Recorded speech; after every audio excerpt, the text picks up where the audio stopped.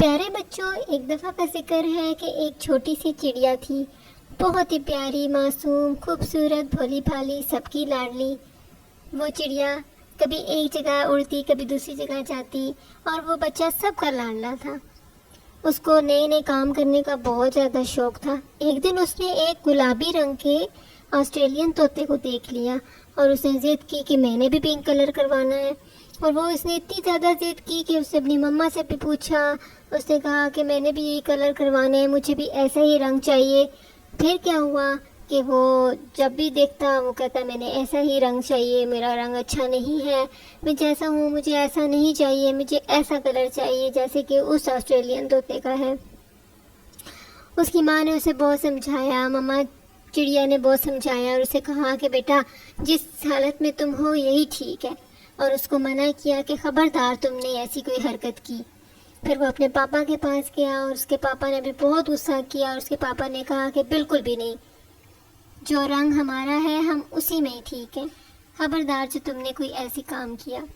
لیکن وہ تو ضدی تھا، اس نے اپنے آسٹریلین طوطے دوست کے ساتھ ملایا اور جا کے جو ہے وہ اس نے گلابی رنگ کروا لیا۔ اب وہ بہت خوش تھا، جگہ جگہ بیٹھتا، کبھی کسی درخت پہ کبھی کسی درخت پہ، کہ اچانک ایک شکاری کا وہاں سے گزر ہوا۔ شکاری نے جب دیکھا کہ اتنی پیاری چڑیا، اس نے اس کو فوراً پکڑنے کا ارادہ کیا اور اس کو پکڑ کے اپنی بوری میں ڈالا اور لے گیا۔ جب چڑیا کی ماما نے دیکھا کہ بچہ تو نظر ہی نہیں آ رہا، اس نے کبھی ادھر دیکھا کبھی ادھر دیکھا، اس کو بچہ کہیں بھی اپنا نظر نہ آیا۔ اس کے پاپا نے بھی ڈھونڈنا شروع کر دیا کہ اچانک ان کی نظر پڑی کہ ایک شکاری ان کے بچے کو لے کر جا رہا ہے۔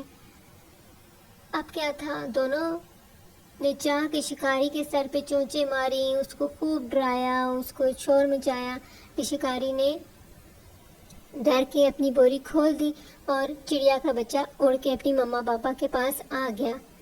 گھر آ کے چڑیا نے اپنے بچے کی بہت زیادہ پٹائی لگائی اور چھوٹے بچے کو خوب مارا اور اس کو نہلا کے اس کا رگڑ رگڑ کے اس کا سارا رنگ اتارا اور اس کو کہا کہ اب خبردار تم نے ایسی کوئی حرکت کی۔ اب اس کو بھی اچھی طرح سے نصیحت ہو چکی تھی اور اس نے وعدہ کیا کہ میں اب کبھی بھی ضد نہیں کروں گا اور جو میری مما پاپا کہیں گے وہی بات مانوں گا۔ تو پیارے بچوں، ہمیں اپنے والدین کی بات ماننی چاہیے کیونکہ وہ صحیح بہتر جانتے ہیں اور وہ ہمارے فائدے کے لیے ہی بات کرتے ہیں۔ بچوں، ہمارے بڑوں کا تجربہ ہم سے زیادہ ہوتا ہے، اس سے ہمیں ان کی بات ماننی چاہیے اور ضد نہیں کرنی چاہیے۔